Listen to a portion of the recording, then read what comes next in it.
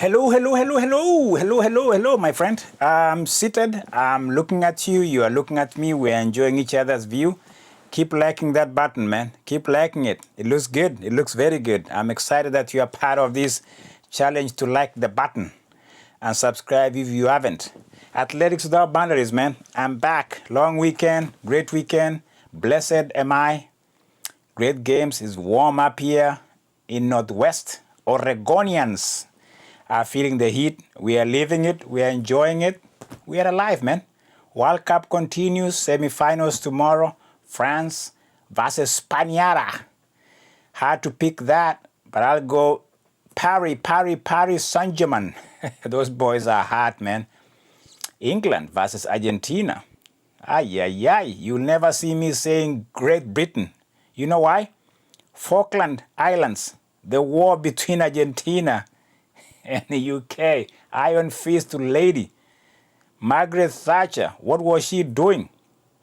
She ignited a war, fought a war over an island. In decline of imperialists, man. The colonials, those guys, the empire was in decline. And Thatcher is like, we are going to fight for the island. That war is not in the rear view mirror, man. Argentina, man. I want them to beat those boys from UK. Smack them. Show them that you own the island of Falkland. I was young, but I kept the news in my view all the time. Man, that was back in the days, man. Hey, World Cup, man. That's my pick. Argentina versus France in the final. Hey, your comment right there. You know what time it is. Let's go to London. Josh Kerr, man. Josh freaking Kerr. The Brit, man. He's talking a lot. Man, listen, Noah Lyles, these guys, social media, these guys, they like to sell the product, self-promote. They are telling us Project 222, 342 is the new world record in his mind, in his social media, in whatever he's posting. He's showing us he ran at 1,200 meters in some crazy times, and he shows us a clip. Huh? What is this? Listen, it's good for people who are very, who consume these things. I think one thing about social media that has changed the narrative and the way we look at things. Do we believe what we see, or we want to see the real thing? So Josh Kerr has taken control of this project, and he's self-promoting. He's talking about this 12,000 meters 12,000 meters above sea level in a chamber where he's living and breathing and doing his thing. It's gonna get him ready for 18th of July in London, as he thinks he's gonna break the world record. He's thinking, I'm not thinking, but he's thinking. Josh Kerr has boldly told us that the world record is owned by him before even he breaks it. He believes he's the best middle distance before even he's the best. He's the world champion. Okay, don't get me wrong, he's a world champion, but that's it. Not an Olympian, not an Olympic champion. He's a world champion. And then he limped off last year in Tokyo. He was injured. He's a human being. But man, how he has turned this project into something else, I have no idea. The other time I saw him showing us he ran a 144 in 800 in Grand Prix LA. Okay, I saw the results. And then he did a workout of 800s. He's showing us things he's doing. He's in the lab. Breaking Bad. What is that? What I showed? Breaking Bad, whatever that show was. So he's manipulating his training, and he's using that training as a template of him going to break the world record in London in a week time or so. So he thinks, and so he thinks it's easy, because this is my mantra for me. This is always a mantra. You race yourself into breaking the world record.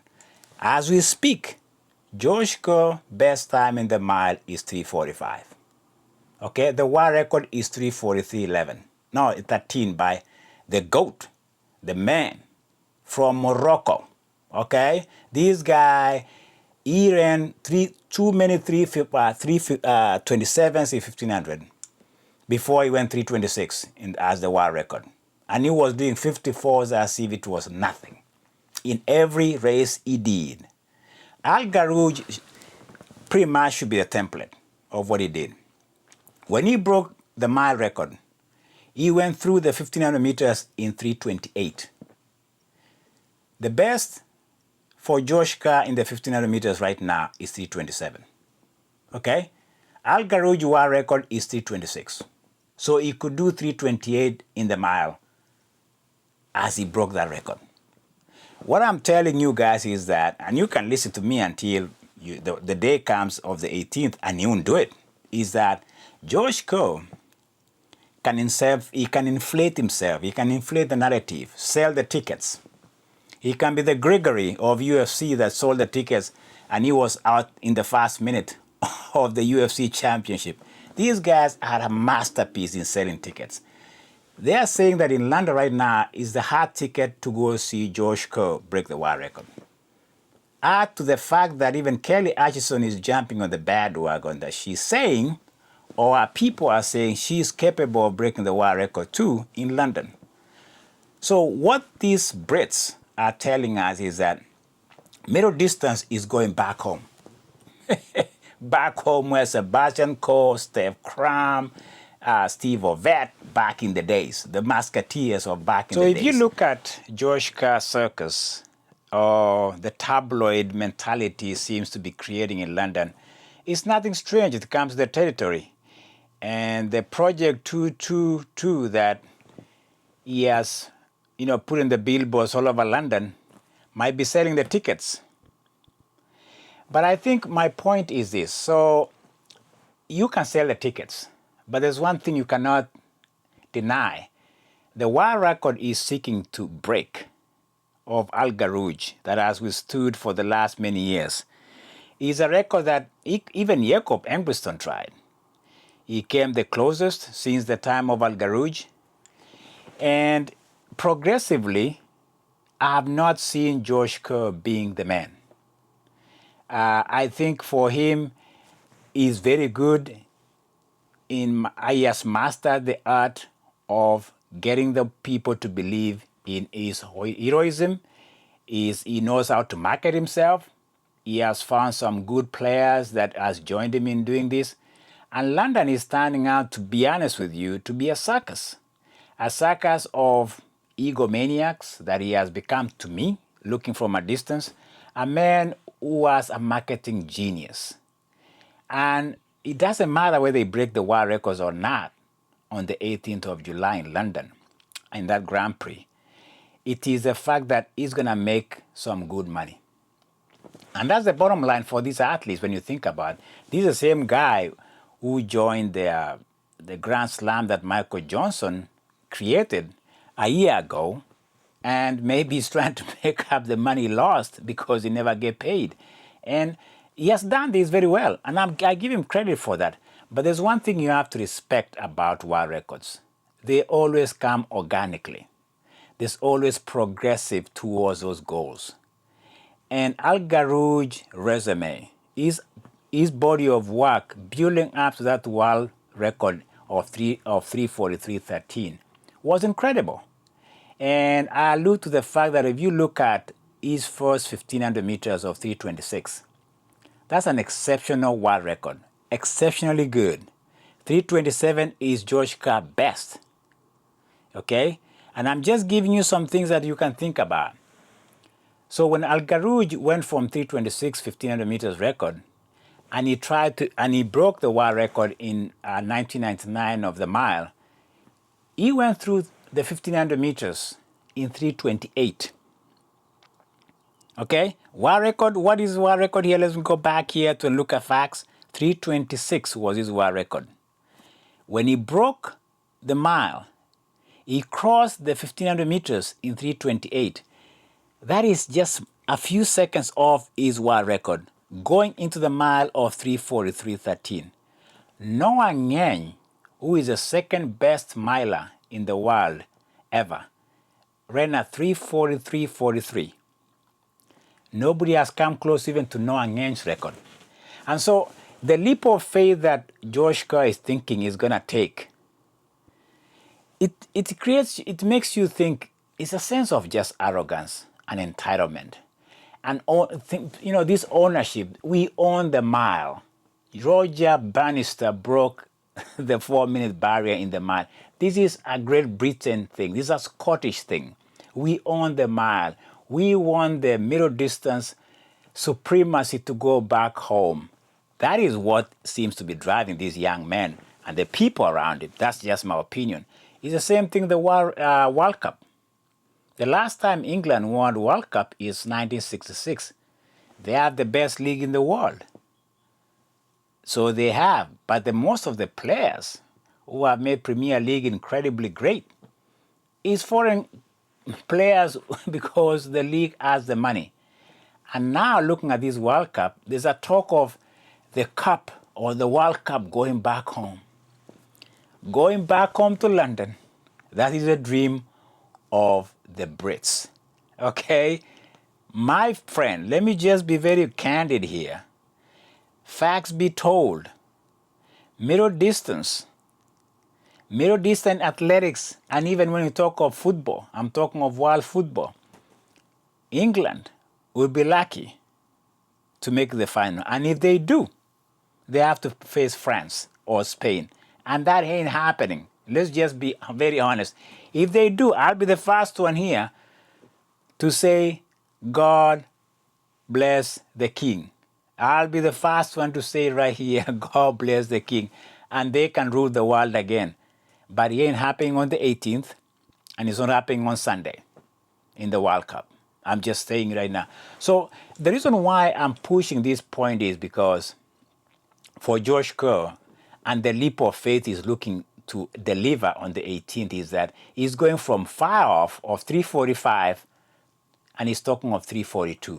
That is about 3 seconds in middle distance. As Faith Kipyegon out fell, being told she'll be the first woman to break 4 minutes in the mile. How did that go?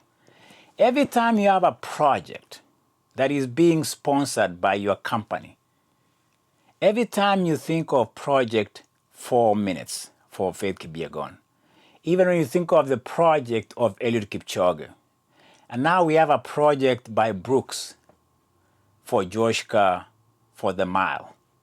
It's not about the organic deliverance of potential of breaking the world record on the field. It's not.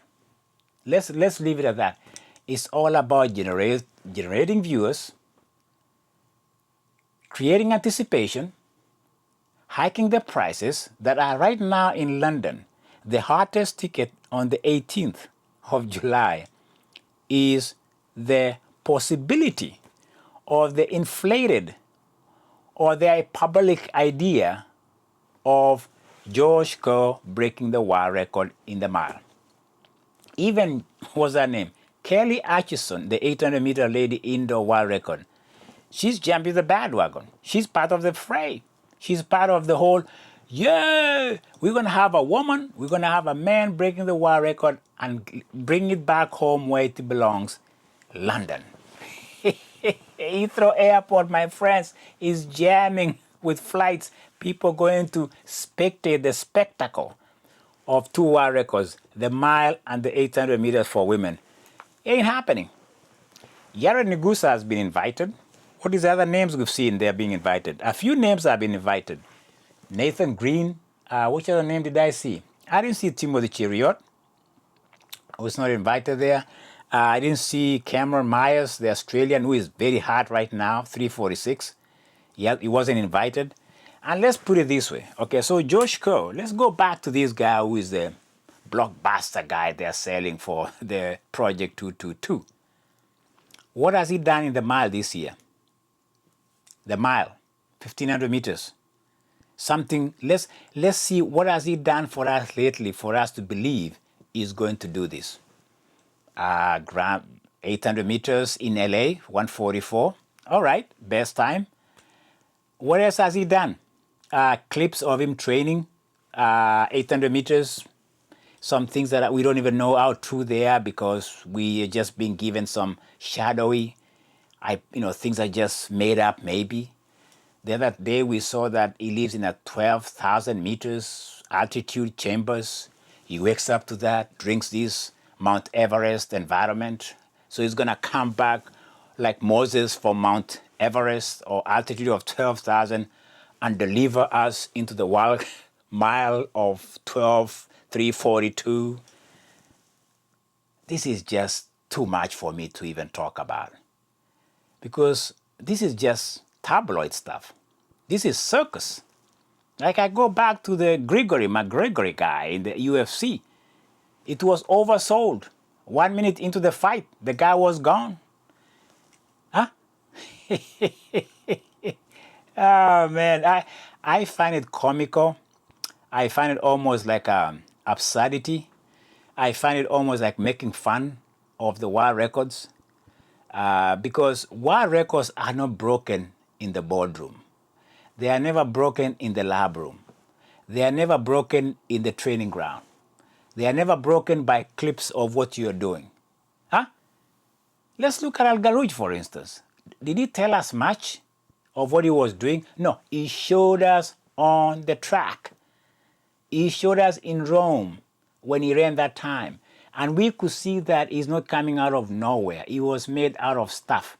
He had done certain things that were in place. And when it came down to him doing it, we were like, oh, this was about to happen. And so I'm tired of Josh KERR. I'm tired of the circus. I'm tired of these megalomaniacs that are going around telling us he's going to do it. Truth be told, here and then, that it ain't happening. Okay? Adwewero is the closest world record breaker we can see at 153.9. Is it 8? Whatever that time she's ran. She's the closest. At least we can see progress towards that world record. Keely, barely, she was in tears in Eugene the last time we saw her. Okay, she might recover and shock us. Trust me, I can say things happen. By the way, I'll take back my words, given if it happens, given what Emmanuel Wanyonyi showed us. But that is Emmanuel Wanyonyi. He's a special guy. We have seen 141s back to back to back. We've never seen 1,000. And 211.83 world record didn't come out of his backside. It came because he has been working towards that threshold, towards breaking through that door of world records. He had told us over and over again, I can do this. Josh KERR, what he has done, what has he done? Is publicizing it. Huh? Social media stuff. Huh? Clips of this and that. And talking big, and talking of owning the middle distance. In fact, Josh KERR has declared himself the best middle distance guy we ever seen in the last, I don't know which century. This guy became a pro in 2018. We are in 2026. Man, talk of arrogance, man. I guess it comes with territory. He's Scottish. He's part of the Great Britain. And so he has the guts and the gall. Man, if he does it, I'll get on my knee and say, I confess. I confess. You are the new Moses. You came out of your 12,000 meters altitude in Mount Sinai, whatever that was. You spent time with Almighty, and you got inspired, and you broke the world record. 342 is what we are waiting for. Man, we're still waiting for Moses himself. He might delay. We might start worshiping other stuff. Hey, take my joke to the bank, man. Let me tell you something, my friend, when it comes to things like this. I'm of the opinion that athletes need to be a little bit humble and realize that when you see a world record that was established in 1999, maybe before even this guy was born, what is he? Is he almost 30? Let's say around his age. He was born while the record was being broken. And he has the guts, the gall, the audacity to question that while he's training in New Mexico or Albuquerque somewhere and say, I'll do this. Let me tell you, my friend, I don't think he ever saw Al Garouj. I saw Al Garouj face to face sometimes when he was still running. You could see a god in a miler. Josh KERR is the next big thing. Not even Yared Nuguse. Not even Jacob Engbriston, who is injured. Not even Cameron Myers. Not even Timothy Cheruiyot. Man, self-declaration, self-proclamation, I'm the man. I'm going to break the world record on the 18th of July. I'm George KERR. I'm Scottish. I'm the Great Brit. I'm going to do this. I'm being sponsored by the best company, Brooks. Man, when you fall from grace and being humbled by reality, I'll be here to tell you, I told you so. Because you know what?